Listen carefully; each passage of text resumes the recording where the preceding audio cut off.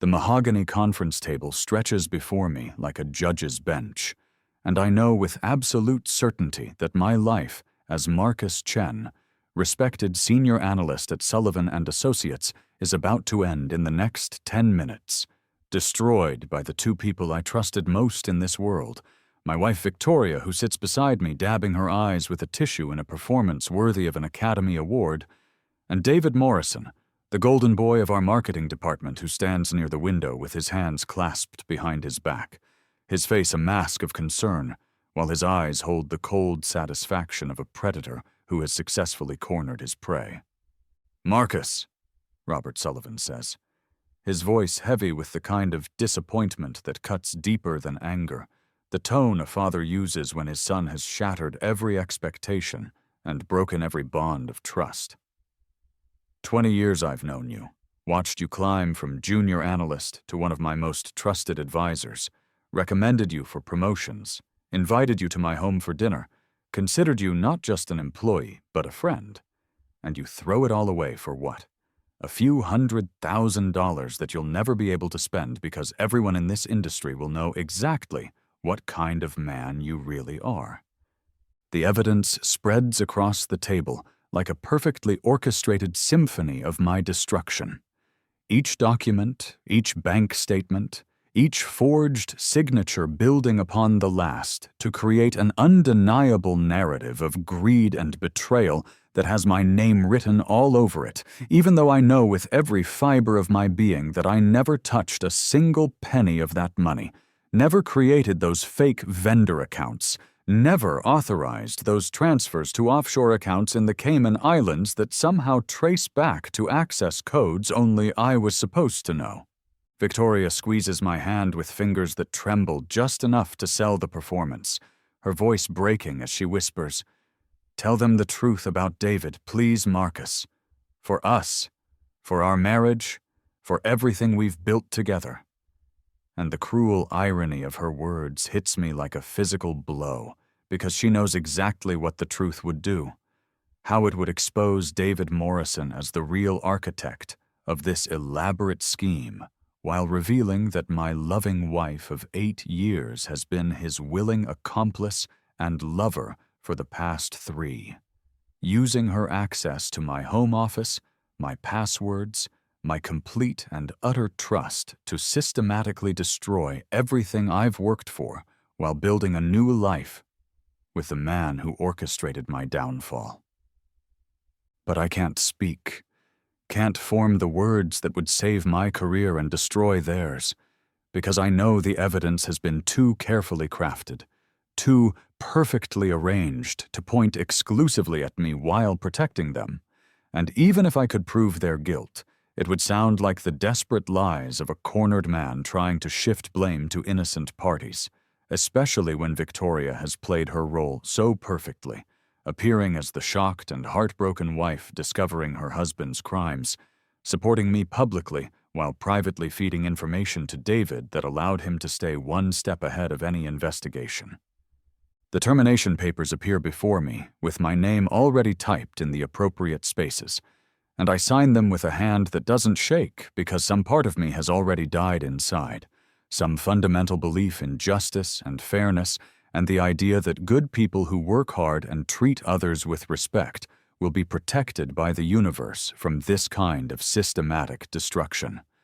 And as I write my name for the final time on a Sullivan and Associates document, I catch David's reflection in the conference room window, see the slight smile playing at the corners of his mouth. The satisfaction of a man who has executed a 3-year plan to perfection and is now watching the final act unfold exactly as he scripted it. Security escorts me from the building where I've spent the majority of my adult life, past colleagues who won't meet my eyes because they've already heard the whispers, already know that Marcus Chen, the man they respected and trusted, is actually a thief and a fraud who stole from the company that gave him everything. And I carry my personal belongings in a cardboard box, like some cliché from a movie, except this is real life, and there's no redemption arc waiting for me, no moment of triumph where the truth emerges and justice prevails, only the long walk to my car and the drive home to face Victoria, who will comfort me with lies while texting her lover about how perfectly their plan worked. The next 6 months unfold like a slow-motion car accident that I'm forced to watch from inside the vehicle, powerless to change course or minimize the damage as every aspect of my life systematically crumbles beneath the weight of their conspiracy, starting with the industry blacklist that makes me unemployable in the field where I've spent my entire career, continuing with the frozen bank accounts and legal complications that Victoria orchestrates under the guise of protecting our joint assets from potential creditors or law enforcement seizure, and culminating in my eviction from the home I bought and renovated with my own hands, forced to move into a studio apartment in a building where the elevator doesn't work, and the heat comes on sporadically while Victoria remains in our house, our beautiful house with the garden I planted and the deck I built, and the kitchen where we hosted dinner parties for colleagues who now cross the street when they see me. But the worst part, the detail that will haunt me for the rest of my shortened life, comes when I discover their text messages on an old tablet I forgot Victoria had access to. Messages that reveal the true scope of their betrayal and the depth of their contempt for the man whose life they've systematically dismantled for their own gain. Messages like, "Marcus is so trusting it's almost pathetic. He still thinks we're working late on the Johnson account, when really we're planning how to move the Patterson funds to the Cayman accounts." And David's response that cuts deeper than any physical wound. "Once the money is moved and the trail leads back to him, we can be together openly. No more sneaking around. No more pretending to care about his boring stories and his middle management ambitions. You deserve better than a man who peaked at senior analyst and will never have the vision or the courage to build something truly magnificent." 3 years they planned this. 3 full years of marriage where every kiss Victoria gave me was a lie. Every intimate moment was a betrayal. Every time she asked about my work or showed interest in my projects was just intelligence gathering for the man who was systematically positioning himself to take not just my money but my entire life, and the realization that I was never a husband but a mark, never a partner but a victim, never loved but merely useful, hits me with the force of a physical assault that leaves me gasping and broken in my tiny apartment while they move forward with their lives as if I never existed. The divorce papers arrive on a Tuesday morning, delivered by a courier who apologizes for interrupting my breakfast of instant coffee and day-old convenience store pastries. And Victoria's petition reads like a masterpiece of legal fiction, painting her as the innocent victim who discovered her husband's criminal activities and is now seeking protection from the emotional trauma of learning that the man she trusted was capable of such betrayal. Requesting the house, the car, the investment accounts, and anything else of value we accumulated during our marriage, while also asking for spousal support because her emotional distress has made it difficult for her to focus on her own career advancement. The local business journal runs a feature article on corporate fraud that uses my case as the centerpiece. My professional headshot appearing alongside actual criminals and corrupt executives, while the text describes me as a cautionary tale about how trusted employees can abuse their positions for personal gain. And I read my own obituary, essentially, the death of Marcus Chen, the respected analyst, and the birth of Marcus Chen, the disgraced embezzler who will forever be remembered, not for 20 years of dedicated service, but for the crimes I never committed. Even my own family begins to doubt me because the evidence is so overwhelming and Victoria's performance so convincing. My sister Sarah, who always resented my success and questioned whether I really deserved my position at Sullivan and Associates, openly speculating at our mother's birthday dinner about whether we ever really knew the real Marcus, whether perhaps the signs were always there and we just chose to ignore them because it was easier than facing the truth about our golden boy who could do no wrong. And I watch my mother's face crumble as she realizes that her son might actually be the criminal the newspapers say he is. But the ultimate humiliation, the final twist of the knife that Victoria and David have carefully orchestrated for maximum psychological damage, comes at the company Christmas party that I'm not invited to, but see photos of on social media, images of Victoria laughing with David Morrison, who has just been promoted to Vice President of Operations, the position I was promised for 2 years, the job I was being groomed for before their scheme destroyed my career. And they're both wearing matching Cartier watches that I recognize as being worth more than my entire yearly salary, purchased with the money they stole using my credentials and my reputation as collateral. Christmas Eve finds me alone in my studio apartment with its broken heating and its view of the alley behind a fast food restaurant, holding a wedding invitation that arrived in the mail earlier that day. Thick cardstock with embossed letters announcing the upcoming marriage of Victoria Chen Morrison and David Christopher Morrison, to be held at the Botanical Gardens, where Victoria and I had our first date, the location she claimed was special to her because of our memories there, and the return address is my old house, the house I paid for with 20 years of honest work, the garden I planted with my own hands now serving as the backdrop for their celebration of my destruction. The accompanying note, written in Victoria's careful handwriting, reads, "Dear Marcus, I hope you can find peace and move on with your life. David and I are ready to start fresh, and we hope you'll understand that this is what's best for everyone involved. We're including you in our happiness because despite everything that happened, we still care about you and want you to know that we forgive you for the mistakes you made. Love always, Victoria." And the casual cruelty of those words, the implication that I should be grateful for their forgiveness and happy for their success, breaks something fundamental inside me that I didn't even know was still intact. Standing on my apartment balcony in the December cold, wearing the same suit I wore to the termination meeting because I can't afford to replace my professional wardrobe, I feel my chest tighten with a pain that starts as emotional agony but quickly becomes something physical and urgent. The stress of 6 months of systematic destruction finally taking its toll on a 42-year-old body that was never meant to endure this level of betrayal and loss. And as my vision blurs and my knees buckle, my last coherent thought is of that moment 3 years ago when Victoria first suggested I help David with the Patterson account, the seemingly innocent request that started the chain of events leading to this moment.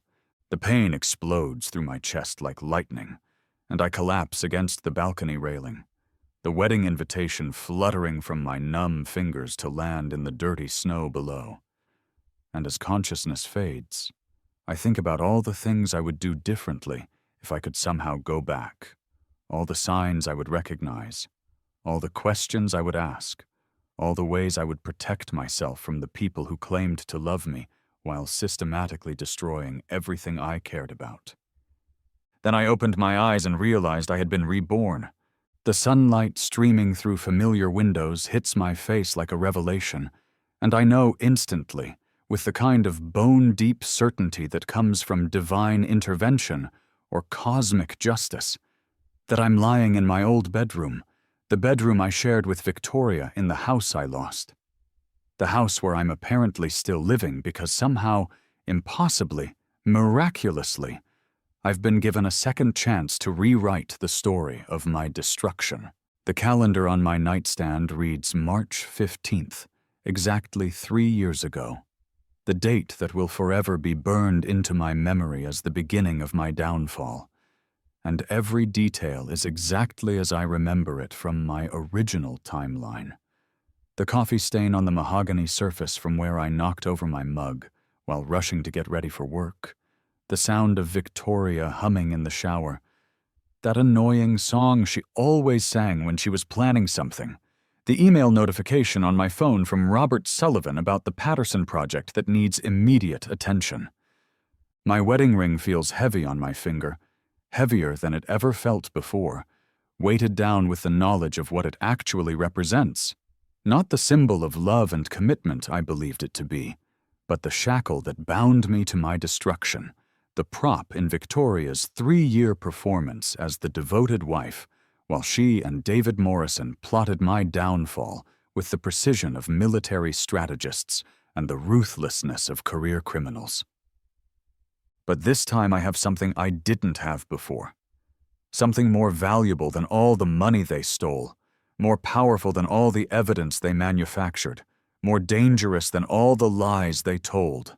I have knowledge, complete and perfect knowledge of every move they're going to make, every manipulation they'll attempt, every piece of evidence they'll create to frame me while protecting themselves. And with that knowledge comes the power to turn their own weapons against them. The memories of my future destruction remain crystal clear in my mind, like a movie I've watched 100 times, every detail sharp and perfect, from the look on Robert Sullivan's face when he realized his trusted employee had betrayed him, to the sound of Victoria's fake tears during the termination meeting, to the feel of David's handshake when he offered his condolences while secretly celebrating my downfall. And I know with absolute certainty that this isn't a dream or a hallucination, but a genuine second chance, an opportunity to rewrite history and claim the justice that was denied to me in my original timeline. Victoria emerges from the bathroom in her silk robe, the same robe she'll be wearing when the police arrest her in my new timeline, her hair wrapped in a towel and her face glowing with the satisfaction of a woman who believes she holds all the cards, exactly as I remember from that morning 3 years ago when I was still innocent and trusting and completely unaware that my wife was actively working to destroy me. "Good morning, darling," she says with that smile that once made my heart race, but now makes my stomach turn because I know exactly what it means. What calculations are running behind those beautiful eyes. What conversations she had with David Morrison last night about the best way to manipulate me into taking the next step in their carefully orchestrated plan. David called earlier. He needs help with some account projections for the Patterson deal. You know how hopeless he is with numbers. And I told him you'd be happy to help because you're always so generous with your expertise. In my original timeline, I jumped at the opportunity to help David, flattered that the golden boy of the marketing department would seek my assistance, eager to prove my value to the company and demonstrate my team spirit, completely oblivious to the fact that every piece of help I provided was another thread in the rope they were weaving to hang me with. Every act of generosity another nail in the coffin of my reputation and career. But now I see the manipulation clearly. The way Victoria appeals to my ego while simultaneously positioning me to incriminate myself. The careful wording that makes refusal seem petty and selfish, the implication that my willingness to help David reflects my commitment to the company and my prospects for advancement. And I realize that this moment, this seemingly innocent request, is actually the first battle in a war I didn't even know I was fighting. "I'm busy today," I say calmly, not looking up from my phone where I'm already composing emails that will protect me from their scheme. David's a Harvard MBA who graduated summa cum laude and worked at Goldman Sachs before joining Sullivan and Associates. I'm sure he can handle his own account projections without needing help from someone in a completely different department. Victoria's smile falters for just a moment, a micro-expression that I never noticed in my original timeline, but now see clearly. The brief flash of confusion and concern that crosses her face when the script doesn't go according to plan, when the Mark doesn't respond the way he's supposed to, when the carefully rehearsed manipulation encounters unexpected resistance. "But honey," she says, recovering quickly with a slight modification to her approach, adding a note of concern to her voice that suggests I might be making a mistake. "It's important for team morale and interdepartmental cooperation. You know how much Robert values collaboration and how it reflects on your leadership potential when you're willing to mentor junior colleagues, and David specifically requested your help because he respects your analytical skills so much. The appeal to my ambition, the suggestion that helping David will advance my career, the implication that Robert Sullivan is watching and evaluating my willingness to be a team player. It's all exactly as I remember. The same psychological pressure points Victoria used to manipulate me into participating in my own destruction. But now I can see the strings clearly. Understand how each word is chosen to push me toward the decision that serves their agenda rather than my interests.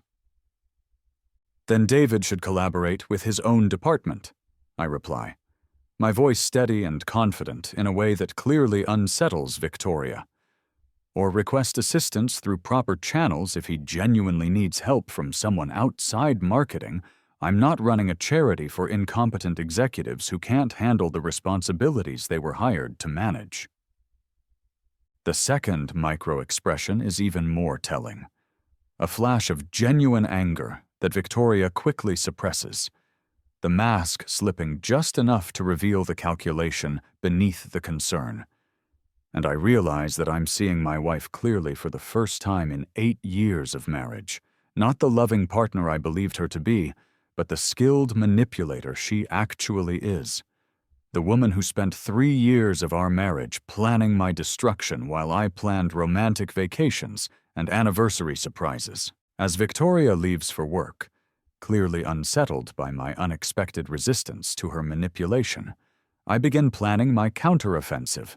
And the first step is documenting everything, creating a record of their conspiracy that will be admissible in court and devastating to their reputations, because this time I'm not playing defense. This time I'm not the naive victim stumbling blindly into their trap. This time I'm going to turn their own weapons against them and watch them destroy themselves with the same systematic precision they used to destroy me. I install recording apps on my phone and set up discrete cameras in my home office, all completely legal in our state with single-party consent laws. And when Victoria inevitably returns to her manipulation campaign, suggesting that I help David with just one small favor to prove I'm a team player, I agree with enthusiasm, but this time every word, every document, every request is being recorded and preserved for the moment when I reveal their conspiracy to the world. The meeting with Jennifer Walsh takes place at a small cafe across town, far from any Sullivan and Associates employees who might recognize us. And when I explain what I need, her eyes light up with the kind of professional excitement that comes from finally having the opportunity to use her considerable skills for something that matters, something that will expose the kind of corporate corruption she's spent her career fighting. I was laid off 6 months ago, Jennifer tells me over coffee, her laptop already open and running diagnostic programs I don't understand. Supposedly for budget reasons, but I always suspected it was because I was getting too close to some irregularities in the marketing department's expense reports, specifically some consulting fees that didn't quite add up when I tried to verify the vendors. The pieces fall into place with sickening clarity. David Morrison wasn't just planning to frame me, he was systematically removing anyone who might detect his scheme. And Jennifer Walsh, with her forensic accounting background and her suspicious nature, represented a threat that needed to be eliminated before the final phase of their plan could be implemented. Help me expose them, I say, sliding a thumb drive across the table containing copies of every document I can remember from their conspiracy. And we'll make sure they face justice for what they did to both of us. Amanda Clark, my childhood friend who became an investigative journalist, meets me for lunch at our old high school hangout, and when I explain what I need, she grins with the predatory satisfaction of a reporter who's just been handed the story of a lifetime. Corporate fraud, adultery, conspiracy, and betrayal all wrapped up in a package that will sell newspapers and destroy careers. I always knew there was something off about Victoria, Amanda says, taking notes in the shorthand she developed covering crime beats. Too perfect, too polished, like she was always performing rather than just being herself. And the way she isolated you from your old friends made you feel like you needed to choose between your marriage and your relationships. That's textbook manipulation behavior. But the most important alliance I form is with Sarah Kim, from internal audit. A woman I barely noticed in my original timeline, but who turns out to be exactly what I need. Someone with access to the company's financial systems and the professional paranoia to document irregularities that others might miss. Someone who's been watching David Morrison's rapid rise with suspicion and growing concern. His salary doesn't match his lifestyle, Sarah confides during a coffee break conversation that I engineer to seem casual and accidental. He's pulling down maybe $200,000 a year, but driving a car that costs more than that, wearing watches that cost $50,000, taking vacations to places that should be outside his budget. And when I asked him about it, he just laughed and said he was good at investing. Keep watching, I advise, planting the seed that will eventually grow into the evidence that destroys him. And document everything you can, because something tells me David Morrison's investment strategy isn't as legitimate as he claims. The Patterson account fraud unfolds exactly as I remember, but now I'm controlling the narrative instead of being controlled by it, documenting every step of their scheme while they believe they're manipulating me into taking the blame for their crimes, and the irony is delicious. Watching Victoria and David congratulate themselves on their brilliance while they unknowingly provide me with the evidence I need to destroy them both.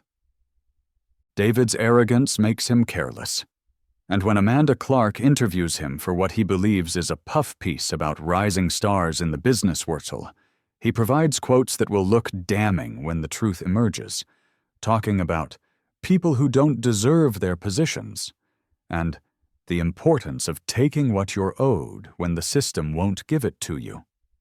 Words that reveal his true motivations and his complete lack of remorse for the lives he's willing to destroy. The quarterly board meeting becomes a performance piece where I play the role of the unknowing victim while actually orchestrating David's downfall, watching him present his innovative financial restructuring plan. The same plan that was designed to frame me, but now serves as evidence of his embezzlement scheme. And when Robert Sullivan praises David's creativity and vision, I smile and nod while internally counting down the days until David's world collapses. "Impressive work, David," Robert says after the presentation, exactly as he did in my original timeline.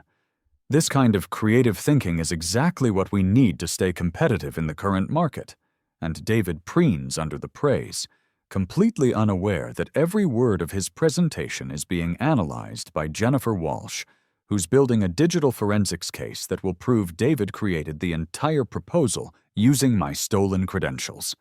The fake vendor payments begin on schedule. The offshore accounts activate exactly as I remember. And the money starts disappearing into the Cayman Islands accounts that David set up, using information he gathered from my home computer. But this time, every transaction is being traced back to its source. Every digital fingerprint is being preserved as evidence. Every step of their conspiracy is being documented by professionals who know how to build cases that will stand up in court and destroy reputations permanently. Victoria's performance as the concerned wife becomes increasingly desperate as she realizes that something has changed, that I'm not responding to her manipulation the way I used to, that her carefully calibrated appeals to my ego and my insecurities are falling flat. And she begins making mistakes, pushing harder than she should, revealing more of her true nature than is safe, providing me with recordings that will be devastating when played in court. "Marcus, I'm worried about you," she says during one particularly revealing conversation that I'm recording on my phone. "You seem so distant lately, so suspicious of people who care about you. David is just trying to include you in important projects, and you're acting like he has some ulterior motive. It makes me wonder if you're having some kind of psychological issue that's affecting your judgment." The gaslighting is textbook manipulation, trying to make me question my own perceptions and doubt my instincts. But now I can hear it clearly for what it is: the desperation of a predator whose prey is no longer behaving predictably, and every word she speaks is another nail in the coffin of her credibility. Jennifer Walsh works behind the scenes like a digital detective, building an airtight case that traces every aspect of their conspiracy back to its sources. And when she shows me the evidence 3 months before their plan is supposed to culminate, I'm amazed by the scope of their ambition and the depth of their incompetence. "They're using your credentials," Jennifer explains, pointing to metadata that tells the real story of who created what and when. But every document was actually created on David's laptop or Victoria's phone. The timestamp logs show exactly when they were in your office copying files, and the IP addresses prove that the offshore account setup was done from David's home computer, not yours. Amanda's investigation proceeds like a slow-motion avalanche, starting with innocent questions about corporate culture and success stories, building relationships with sources throughout Sullivan and Associates, gathering quotes and anecdotes that will form the foundation of the exposé that destroys their reputations. And David's arrogance makes him the perfect subject, eager to talk about his accomplishments and his vision for the future, completely oblivious to the fact that he's providing the rope for his own hanging. The explosion comes at the company's annual gala, exactly as I planned. But now I'm orchestrating the finale instead of being its victim, watching Victoria arrive in a designer dress purchased with stolen money, observing David's confidence as he gives a speech about integrity and teamwork to an audience that includes investigative journalists, internal auditors, cybersecurity experts, and law enforcement officials who are about to witness his complete destruction. I wait until after David's speech about corporate values and ethical leadership. Let him bask in the applause and the admiration of colleagues who still believe he's the golden boy of Sullivan and Associates. Then I approach Robert Sullivan with the gravity of a man about to reveal a conspiracy that threatens the very foundation of the company he's spent his life building. "Sir, I need to speak with you privately," I say, my voice carrying just the right note of urgency and concern. "It's about the Patterson account, and I'm afraid what I have to tell you is going to be very difficult to hear." In Robert's office, surrounded by the awards and photographs that represent 40 years of honest business success, I present my evidence like a prosecutor laying out a case for the jury, recorded conversations that prove Victoria and David's affair and their conspiracy to frame me, digital forensics that trace every aspect of their embezzlement scheme back to their personal devices, financial records that show the flow of stolen money into accounts they control, testimonies from Jennifer Walsh and Sarah Kim that corroborate the technical evidence with professional analysis. "How long have you known?" Robert asks, his face pale as he realizes the scope of the betrayal, the depth of the deception that's been carried out under his nose by people he trusted and promoted.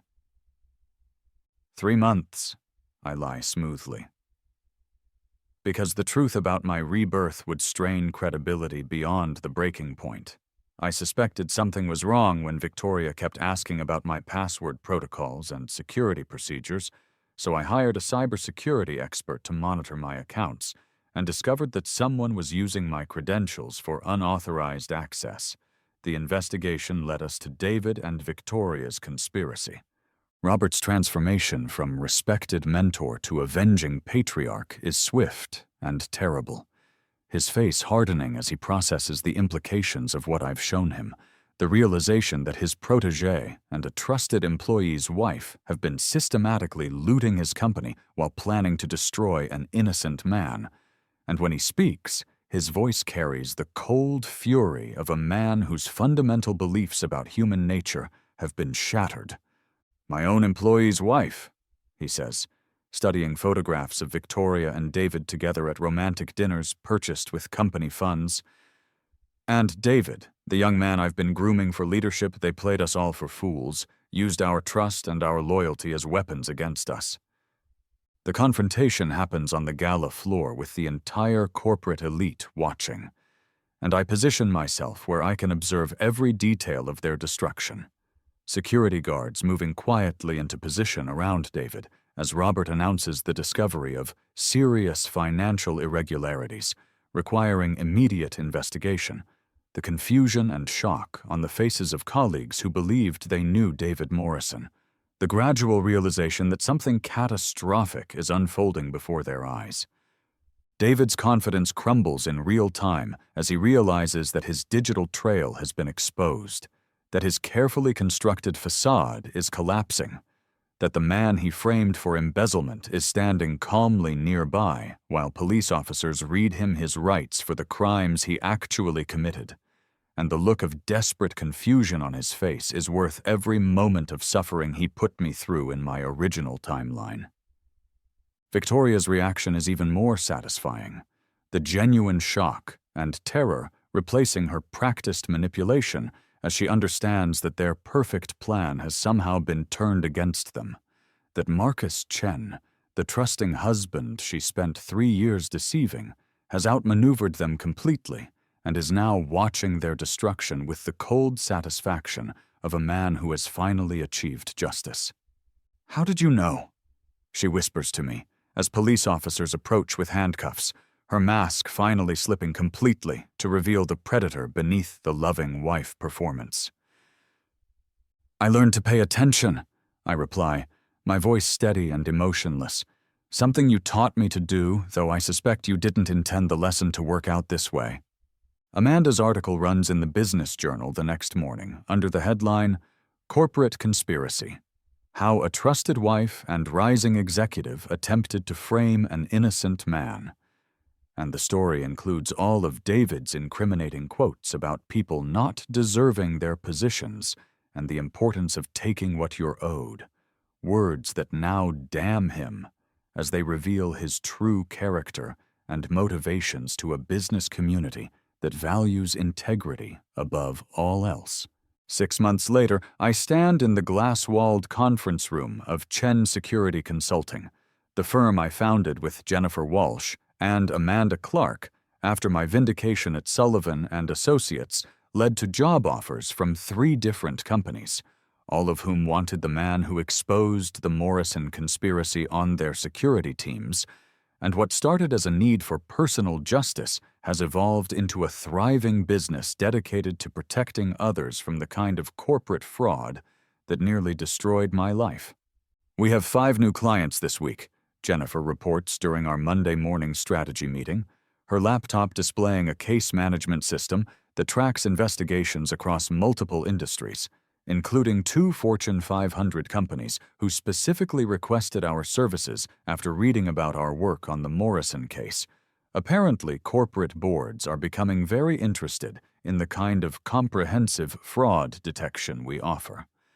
My reputation, once destroyed by false accusations and carefully manufactured evidence, is now built on a foundation of truth and vindication, known throughout the business community not just as the man who was wrongly accused, but as the strategist who turned the tables on his accusers and exposed a conspiracy that could have destroyed multiple careers and reputations.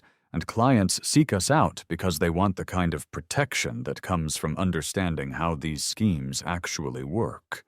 Amanda Clark, who stood by me during my darkest period and helped expose the truth that saved my career, has become more than a business partner and more than a friend. Our relationship growing naturally from the crisis that brought us together into something deeper and more meaningful than I ever had with Victoria, built on mutual respect and shared values, rather than manipulation and deception. "I always wondered what you saw in Victoria," Amanda confesses over dinner at the quiet restaurant that's become our regular place, somewhere we can talk without being recognized by business associates or former colleagues. "You're nothing like her. Too honest, too genuine, too willing to see the best in people. She never deserved someone with your character." "I thought I needed someone polished and sophisticated," I admit, understanding now how my own insecurities and ambitions made me vulnerable to Victoria's manipulation. Someone who looked like success and made me feel successful by association. I didn't realize I needed someone real and loyal, someone who would stand by me when everything fell apart instead of being the one tearing it down. Our engagement announcement appears in the same business journal that once ran my mugshot alongside actual criminals. But now the story is about redemption and new beginnings, about a man who survived betrayal and found genuine love with someone who proved her loyalty when it mattered most. And the contrast between this relationship and my marriage to Victoria couldn't be more stark. Victoria serves 18 months in minimum security prison for conspiracy and fraud, while David receives 4 years in federal prison and is permanently barred from working in any financial capacity, their story becoming a cautionary tale that's taught in business ethics courses and corporate security seminars.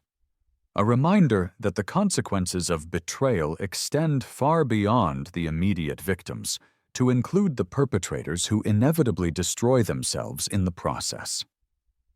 I receive occasional updates about their post-prison lives. Victoria working as a receptionist at a medical clinic and living in a studio apartment similar to the one I occupied during the darkest period of my original timeline, David doing manual labor and struggling to find any employer willing to hire someone with his criminal background. But I find that I no longer care about their fate, no longer feel any satisfaction from their suffering, because my focus has shifted entirely to building something positive rather than dwelling on something negative. Standing in the garden of the home I share with Amanda, a house we bought together and renovated as partners in every sense of the word, I reflect on the journey that brought me here. The betrayal that seemed like the end of everything, but turned out to be the beginning of something better. The destruction that cleared away everything false and artificial to reveal what was actually valuable and worth preserving. I took credit for leaving that marriage, I tell Amanda, as we plan our wedding and discuss our hopes for the future. Children we want to raise with honesty and integrity. A business we want to build that actually helps people instead of exploiting them. But the real credit goes to learning who I really am when everything else falls away, discovering that losing everything false led me to everything real. The revenge was complete and satisfying, watching Victoria and David face the consequences of their choices while I rebuilt my life on a foundation of truth rather than deception. But the real victory was more profound than simple justice. It was the transformation from victim to victor, from someone who trusted blindly to someone who sees clearly, from a man who defined himself by others' opinions to a man who knows his own worth, regardless of external validation. My second life is everything my first life pretended to be: authentic where the original was performance, honest where the original was manipulative, built on genuine love and mutual respect rather than calculated exploitation and systematic betrayal. And as I watch the sunset from my garden with my true partner beside me, I realize that sometimes the greatest gift you can receive is the complete destruction of everything you thought you wanted, because only then can you discover what you actually need. The story of Marcus Chen, who was betrayed and framed, becomes the story of Marcus Chen who fought back and won, who turned the weapons of his enemies against them and emerged stronger than before, who learned that sometimes taking credit for leaving a toxic situation is the first step toward building something genuine and lasting. And in the end, that's a story worth telling, a victory worth celebrating, and a life worth living.